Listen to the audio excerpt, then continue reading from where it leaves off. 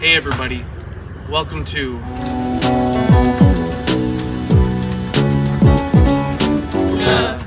Nga. I have some bad news for you.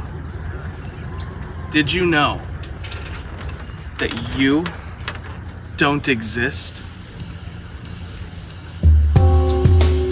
But what do I mean when I say you? And what am I?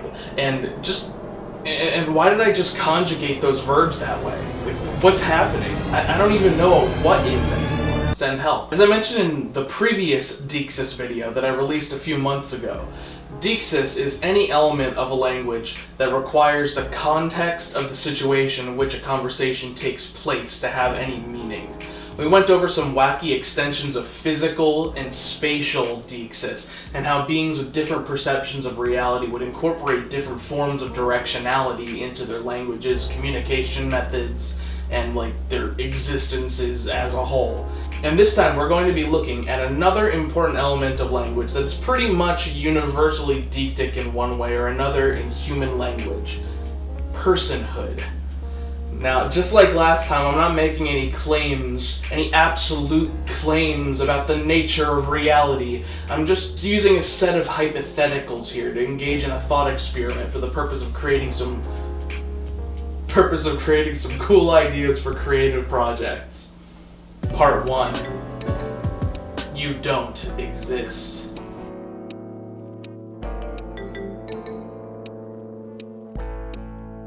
No evidence of using a teleprompter whatsoever to get back to where I lost my spot somehow. Imagine a human.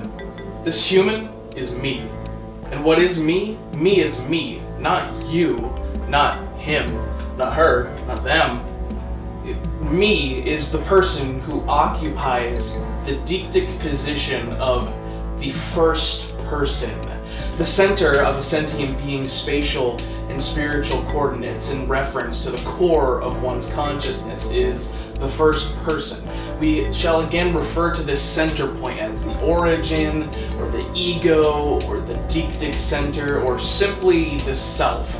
I'll be using any of those four terms pretty much interchangeably throughout this video, so get used to it. Now, if you look at it graphically, you can thus divide the world into the self, located at the origin, and the others, which are all beings not contained within the range of the origin. Now, the self may not be a zero-dimensional point, as it may contain different amounts of sentient being. Is one's arm part of the self, or is it beyond it by being visible, or even tangible? Now, the self may contain multiple individuals, either through plurality or by containing a group of beings that may be individual selves on their own when somewhere else in space-time, activity, or purpose. But everything that is not part of the first person, no matter whether singular or plural, makes up the others by definition. Now, the self may also expand a great distance. Like Hvasvan once pondered in a video like 8 years ago, is the range of an individual's loudest sound the range of the self, or their smell, or the emission of light and radiation? It's up to the culture of that individual to decide, as it can technically be any of those things. The region of data that contains all others is technically infinite, expanding radially out in all directions, physically, temporally, and spiritually. The human beings often avoid that loneliness by communicating with certain selves out of the others. Those can be friends, family members, love interests, enemies. Now, how does an individual self point out the identity of another self? Well, typically by calling out for you, or him, or them, or y'all, etc. But those don't really mean anything unless everybody in an interaction knows fully what each of these means. Calling out for you doesn't mean anything at all when you're all alone. It also doesn't mean much when you're shouting for a second person singular being amongst a crowd of potential candidates unless you manage to narrow down who you are. Part 2. The main characters.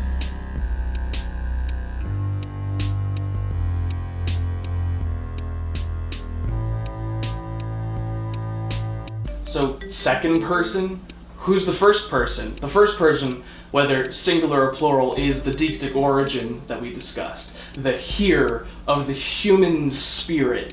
Now, most languages distinguish first person, second person, and third person, with many languages also having various forms of more ambiguous fourth persons, or the obviative third person if you're boring. Now, don't forget proximal and distal variations for persons who are nearer or further contextually, and clusivity, which determines whether a set of persons includes the deictic origin or not. This is all part of a hierarchy that varies from language to language, called grammatical person. As the numbers go up, the contextual proximity of the person decreases. So first, second, third, fourth, etc., if you have a reason to come up with others. Now, proximal persons are going to be higher up on the totem pole than distal persons, and inclusive persons are going to be higher up on the totem pole than exclusive persons, just by averaging out the numbers, I guess. Now, to give a glimpse into the world of personal Deixis words and grammatical person in some of planet Earth's most popular languages IRL, I present to you the stealthy skeptile himself, LingoLizard. Insert LingoLizard section. The identification of people in the context of a conversation is an element of Deixis that exists in pretty much every natural language. Though, as Agma Schwa mentioned a bit ago, every language divides its deictic personhood up into different subcategories in different ways, making for some fun combinations. Let's start with English. We have our first person, I and we, second person, you and y'all, and third person, he, she, it, and they. Looks pretty simple, right? Only 3 persons with singular and plural options. But what about the fourth person? While English doesn't have a special verb conjugation or case-sensitive pronoun for the fourth person, we do have a word that operates as a type of fourth person known as the generic fourth person. This word is one. One does not predict the future is a sentence that utilizes the generic fourth person, as does the sentence, one shall not start an offshore bank account in the Virgin Islands. Now, it's not a grammatical fourth person because English doesn't have any special conjugation or other grammatical feature that relates specifically to the use of a generic word like one, or the famous generic you. Because of this, most linguists refer to it as the obviative third person. A lot of languages have examples of an obviative third person that a Chad language enjoyer would refer to as the fourth person in a more casual conversation. Spanish is one of many languages that features the TV distinction, that is used to distinguish formality. Spanish in particular has the pronouns tú and usted. Tú and its designated verb conjugations are used to refer to someone in the second person who is of equal status or familiar to oneself, and usted, with third-person verb conjugations, are used to refer to someone in the second person who is a stranger or who is of higher social status than oneself. There's a fun pair of verbs that are tutear, which means to address someone as tú, and ustedear, which means to address someone as usted. So, puedo tutearte, which means can I refer to you with tú, is a normal thing to say in Spanish, as a neat shortcut to ask for permission to speak less formally and more friendly. There's a third verb in this pair, vocear, which means to use vos, another second-person pronoun found in various Spanish dialects across Central and South America. In these regions, vos replaces tú as the most informal pronoun, with tú taking a more formal meaning and often replacing usted. Vos also has some separate verb conjugations from tú, which can be a bit harder for other Spanish speakers to understand. The use of the pronoun vos is known as voceo, and the use of tú is known as tuteo. Some dialects have vos, tú, and usted, forming a 3-tiered hierarchy of formality. Spanish also has its own version of the fourth person, with the word se. It's normally used as a reflective pronoun for the third person, but can be used in general statements like se puede hablar español, which more directly translates as Spanish can be spoken, but can also be translated as you can speak Spanish, with you being the equivalent of the obviative third person. Another example, como se dice, means how do you say, but has the sense of how is this said. Mandarin Chinese also has an optional formality distinction between regular ni and formal polite nian. Fortunately, since the Sinitic languages lack personal verb conjugation, these pronouns are easy to use. Interestingly, in written Chinese only, there's an alternative form of ni used to refer to deities in the second person. Mandarin has the pronouns 我们, meaning we, and 咱们, which means we, but inclusive. A lot of languages, notably many Algonquian and Austronesian languages, and even American Sign Language, have a conlanger's favorite, the inclusive-exclusive we distinction. The inclusive we includes the listener, aka the second person, but the exclusive we excludes the listener/second person. For example, if you're talking directly to your neighbor, then in the sentence, "we are neighbors," the inclusive we is being used. But if you're speaking to a friend who lives halfway across town, then saying "we are neighbors" would evoke the exclusive we, since your friend is most certainly not your neighbor. 我们 can have either inclusive or exclusive meaning, just like we in English, but 咱们 is used specifically to mean inclusive we. Japanese has all kinds of honorific markers that determine the second person status compared to the speaker dialectically, especially ones placed after people's names. There's sang, which is generally used for strangers and for people of higher or equal social status to the speaker. Kun is used for people of equal or lower status, usually males. There's jang, usually used affectionately after the names of young women and children. And senpai, used for superiors, seniors, and upperclassmen in higher social standing than the speaker. And if you want to be disrespectful, then don't use any honorifics at all, because in Japanese, there's nothing more rude than that. It would take a long time to go over all the honorifics and how Japanese and other honorific-using languages explain interpersonal deixis, so we're going to move on for now. Every language splits its grammatical personhood up into different subdivided chunks, generally following the same first, second, third, and quote-unquote fourth person categories. It's all part of the expression of personal deixis by humans and exists universally across every natural language spoken on Earth in some way. And I'm sure Agma is about to break it somehow, so let's return to him. Alright, thanks LingoLizard. I like your pronunciation, deixis. Let me know in the comments below where the Deixis split shows up on the American English dialect continuum. Anyway, while the details and specificity of grammatical personhood is different in every language, one element that remains pretty much universal in natural human languages is that the deictic origin, the I or the we, is at the center of it all. Completely egocentric. I mean, ego is the Latin word for I, after all. It's definitionally based on the definition of the self and the selfish choice of our ancestors evolutionarily to put the self above others. It made sense for it to happen, and it's what we all have. Now, it doesn't necessarily have to be this way from a creative perspective, though. Now, in one of my own examples, Proto-Cerncahelan, or Hvasvan, that I made a showcase on like 2 years ago, the first person isn't necessarily the self, but whoever the main character of a story being recounted is. In most casual situations, the first person is just the self. But when telling a story, they don't write stories in the third person limited or third person omniscient. They write stories from the first person while being able to tell fully well through context that this first person of the story is not actually located at the storyteller's deictic origin, but at some fictional character's deictic origin through context. And then the second person is the next most relevant person in the situation. So again, in a casual conversation, that's typically going to end up equating to you, the person that someone is talking to. But in storytelling, the second person is literally just going to be the second most important person in the context of a scene or story. Now, the same goes for the third person, proximal, and then distal. It's not a real-world example, but it's definitely something that I've been thinking about for a while, and I think it has some pretty wacky philosophical and creative uses. So, for example, the Proto-Cerncahelan, Hvasvan sentence, "Kiken hoin est" means "I like the beach," while "Lono kiken hoin est" means Lano likes the beach. Now, in that situation, Lano is the main character, and his name will not be required henceforth while the verb hoilin, to like, is conjugated for the first person, until the context changes, or the story ends, then it would go back to meaning I.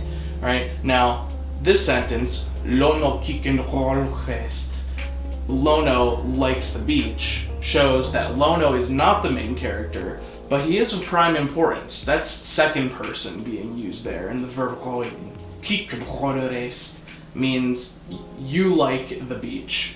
Now, there's not a Lono there, or Lano. Now, you might be Lano, or you might just be you. You are the prime recipient of the information that you like the beach. Lono ŋimp, which means Lano likes the beach, but Lano is not the main character, nor is he a character of prime importance in the current situation. Ŋimp, which means a sentient human person likes the beach. It could be Lano, but it could also be any other person that isn't related to the main characters of a particular situation. It could even be you, if you're telling a story from the perspective of a friend in which you're only a character on the sideline. Next we have which means I like the beach. Now you're saying that you, or like, imagine me, I'm saying I like the beach, but in whatever story I'm recounting, I am only a tertiary character. Now in this situation, note that the nominative pronoun doesn't agree with the verb rots anymore. The nominative case of and the accusative case of kikin still keep the sentence grammatical for Hvasvan speakers, even if it seems really weird to us. This construction happens more often than you think in Hvasvan. It's weird. It leads to a lot of interesting descendants. Read my book. Anyway, so that's an example of some deixis that can separate a person's real life physical deictic center, but it doesn't necessarily have to. Now, at its core, it's still completely deictic no matter what. The same applies to the honorifics and the tuteo versus voceo in Spanish and all that stuff from our world's languages, like LingoLizard mentioned earlier. Referring to someone as a higher rank or power level than you is extremely deictic, as it involves the self from an objective deictic coordinate level as well as a subjective personal level. Now, clusivity, however, isn't opinion-based, but it is a factual way of stating whether a particular person in the second position of personhood hierarchy is included in a group of multiple selves or not. It requires multiple defined or implied deictic centers to function logically, though.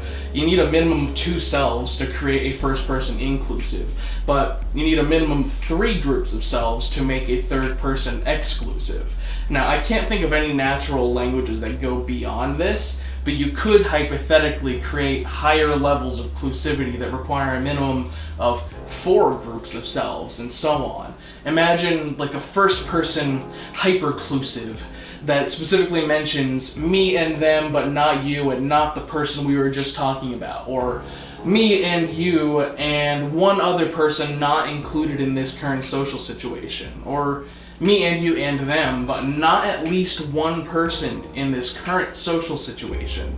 You know, the possibilities are endless and potentially like really unrealistically clunky, but they are certainly very, very deictic and some fun things that you could try out if you really wanted to. With the real world and some conlangs in mind, now let's take a step back and think if there's any possible way to take deixis out of the identity of a person. Part 3. Names. Yeah, I mean, that's a pretty simple answer in a way, but it makes the whole situation much more complicated in the end. So, what is a name, really? At the angle that we're looking at things, a name is an identifier for a specific self that attempts to separate from deixis and exist more objectively in a linguistic sense. I am Agma Schwa. You are a loyal nubscriber who's putting serious thought into becoming a natron. She is my lovely girlfriend, Schwa. Some names are more original than others, but unfortunately the given names we use for ourselves in the real world can't always be trusted to get pinned down to one identity. Pour one out for every John Smith or Muhammad Ali or Stephen Stevenson and Robert Cole out there. Yeah, I wasn't even the only Robert Cole at my school, and so I had to have a number appended to my school username because I was one of at least 3 Robert Coles there. And actually I somehow even managed to meet one of the other people with my exact name.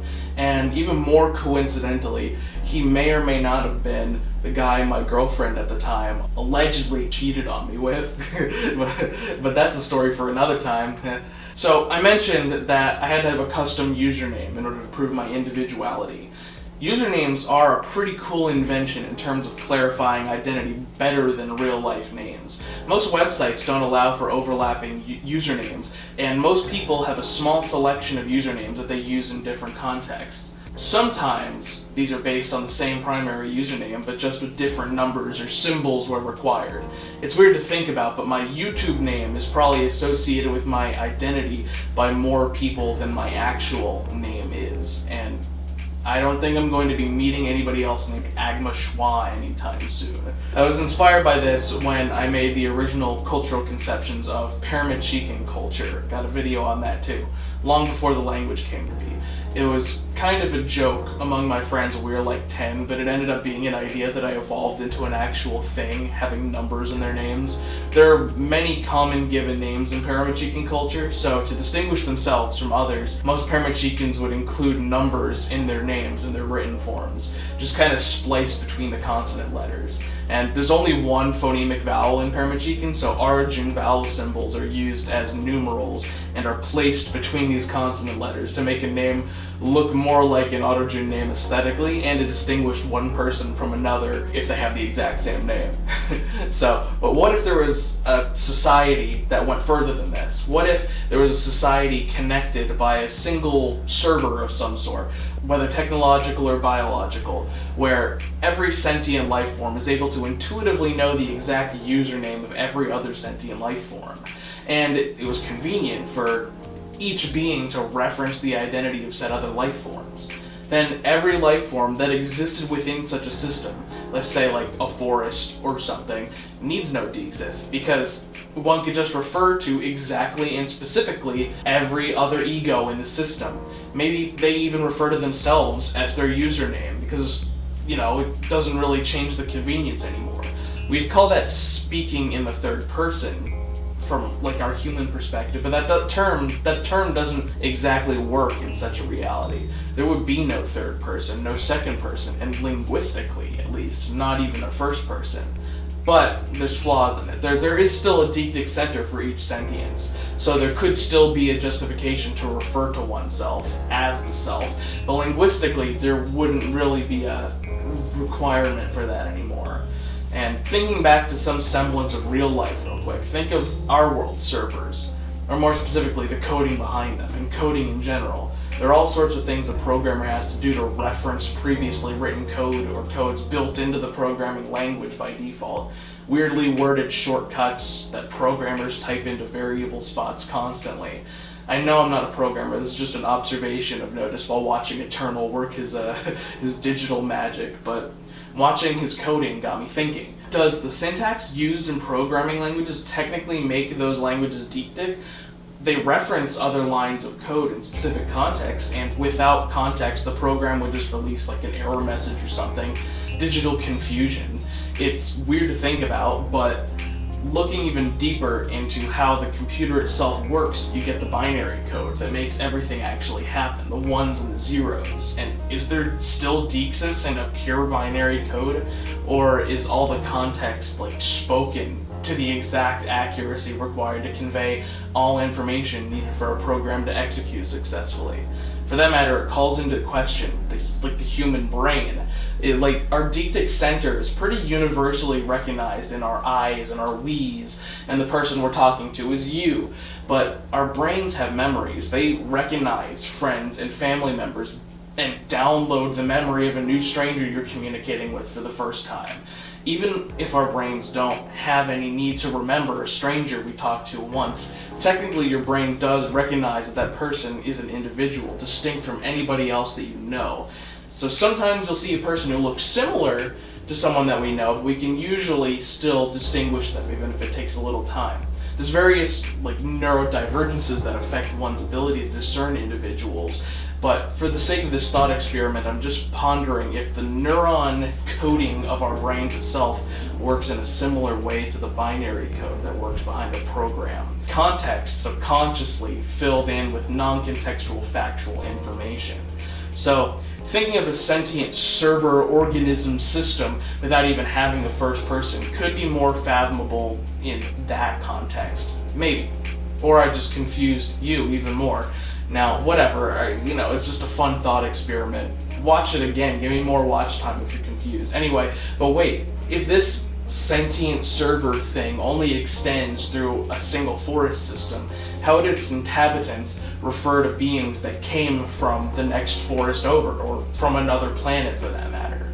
So then maybe there would be a need for a separate grammatical person, meaning everybody within the forest would be a part of the first person, and everybody not connected to the forest would be the second person, and so on. So let's make a type of sentient being whose nature removes the need for deictic identity at all. Part 4. Objectivity of all arguments.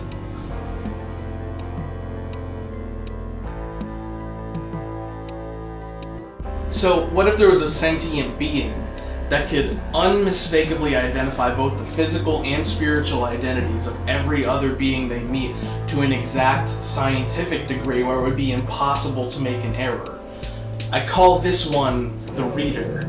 A creature, person, life form, thing that may exist in the physical world, but it interacts with its surroundings and sees the fundamental particles of the universe and their influence on gravity and space-time. With that, the reader can also examine the color of its sight to an extremely high level of sensitivity, i.e. like down to the molecular level. Being able to pinpoint the identity of particles in front of it to a molecular level, it can also detect and sense sentience through the organized and structured passage of electrons through a brain, nerve cell, or other form of physical membrane. The reader communicates with other readers by observing, collecting, and redistributing molecules and electrons in intricate patterns that communicate all arguments in a language to the most exact manner physically possible. This species is entirely exact and has no sense of person in terms of proximity to the deictic center, even in reference to oneself, because it would just be as linguistically convenient to emit a set of one's own molecules and electrons as to come up with a chain of particles that would create the concept of a me. Now, I imagine the reader receiving data in its surroundings nearly instantaneously, seeing in all directions, but perhaps living in space or on asteroids with no atmospheres for the best range of sight without distortion. It's permitted to have spatial deixis for the sake of clarifying that something is far away and that its data is distorted from an atmosphere or other glitches in space-time, such as the event horizon of a black hole. It would have no need to refer to anything within its range as being anything other than a direct code, because it is perfectly efficient to do so, and only has to refer to that thing over there for objects distorted through an atmosphere or an event horizon or something of the like. It can also send out data by rapidly assembling a set of particles that distinguish the individual and unmatched identity of another reader, or of any sentient being, or even any object. Now, forget about whether such a being is physically possible in our universe. This could be like a fictional species in a story or something. Maybe I'll make a story about it.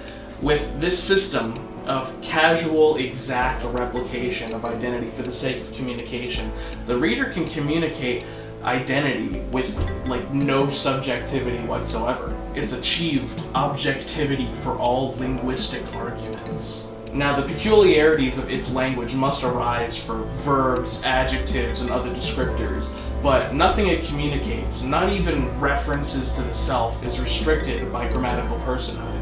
If it wanted to talk about you, it would talk about you in the same way that it would talk about a rock, by speaking with the particles that make up your DNA and a snippet of the energy of your brain that distinguishes you from any other particle in the universe.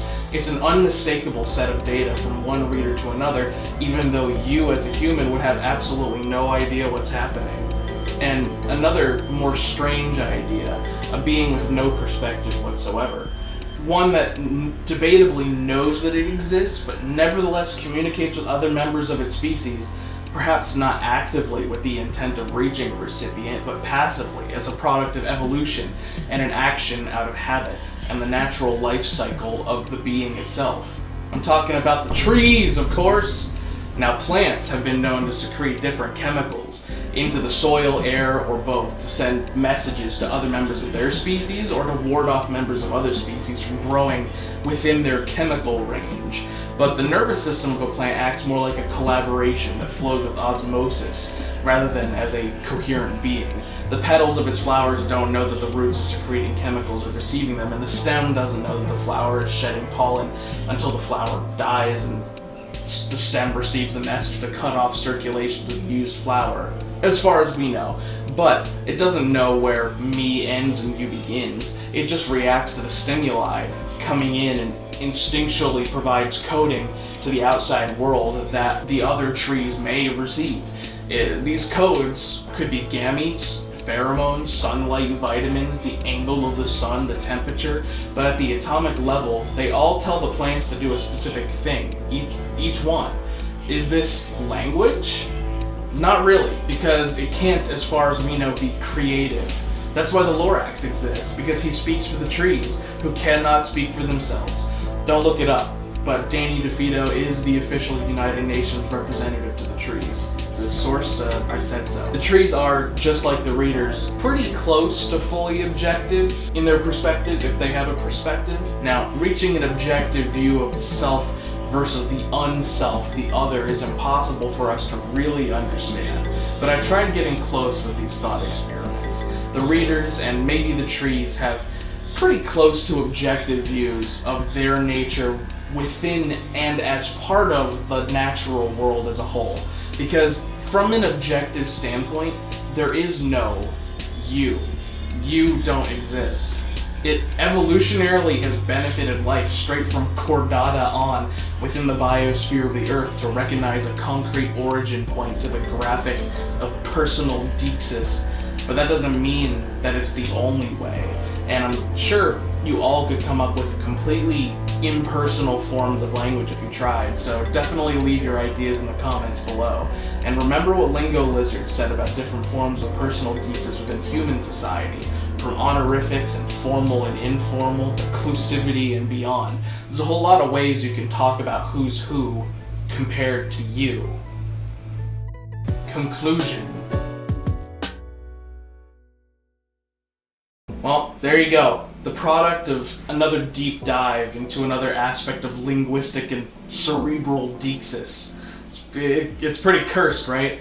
But hopefully it was cool, and hopefully you enjoyed this. Maybe I'll do another video on some other aspect of deixis someday, if you want, because there's a whole lot of stuff I could talk about. We'll see, but for now, thank you for subscribing, and thanks so much to the lovely Ngatrons over on patreon.com/nguh for sponsoring my gradual slide into insanity. And our newest Ngatron is XZZNNN. Cool name. Thanks for joining the club. Also, before I go, announcement. The second annual Cursed Conlang Circus is coming. I already announced it in a short, but, you know, by the time you're watching this video, I either have already made or will soon be making the official announcement video.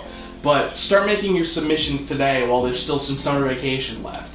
You can get an honorable mention if the language involves rocks, or is an a posteriori conlang, or somehow both at the same time. Also, my comic is coming soon. I know I've been saying that for like a year, but like we're actually in the final steps of getting it available online, so you'll see that soon. But yeah, until next time, nguh is out. Thanks, LingoLizard. Alright, bye-bye.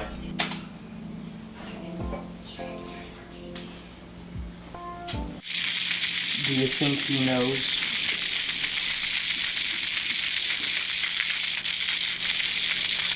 Do you think the hexbug inchworm understands who he is? Does he see me as an objective truth, or merely as just another proximate being within an ever-reaching realm of selves?